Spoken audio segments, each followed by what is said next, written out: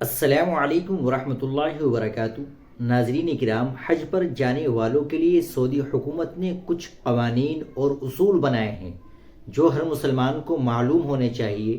سعودی عرب میں جب ہر سال فریضہ حج ادا کیا جاتا ہے تو اس دوران کئی افراد اپنے ساتھ چھوٹے بچوں کو بھی لے جاتے ہیں، لیکن اب ویسا نہیں ہو سکتا کیونکہ سعودی عرب نے اس پر پابندی عائد کر دی ہے۔ سعودی عرب کی وزارت برائے حج و عمرہ نے فیصلہ لیا ہے کہ اب چھوٹے بچوں کو حج کی اجازت نہیں دی جائے گی۔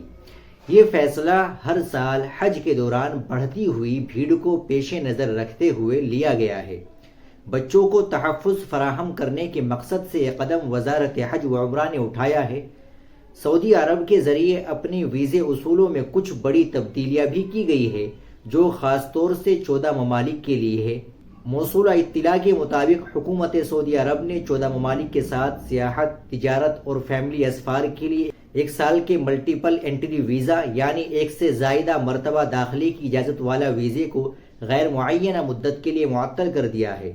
اس نئے ویزا اصولوں سے ہندوستان، پاکستان، الجیریا، بنگلہ دیش، مصر، ایتھوپیا، انڈونیشیا، عراق، اردن، مراکش، نائجیریا، سوڈان، تیونیشیا اور یمن اثر انداز ہوں گے۔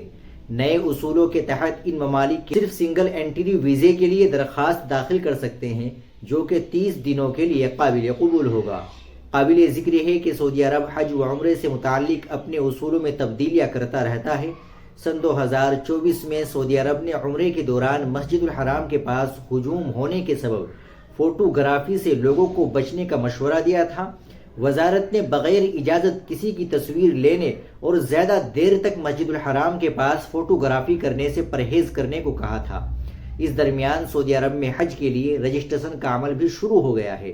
سعودی عرب کے حج و عمرہ وزارت کا کہنا ہے کہ سن 2025 میں انہی لوگوں کو ترجیح دی جائے گی جو پہلی مرتبہ حج کرنے آئے ہیں۔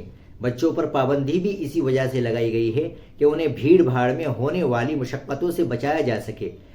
حج سن 2025 کے لیے رجسٹریشن شروع ہو چکا ہے۔ سعودی عرب کے شہری اور وہاں کے مقیم افراد نسک ایپ کے ذریعے یا سرکاری آن لائن پورٹل کے ذریعے اپنا رجسٹریشن کرا سکتے ہیں۔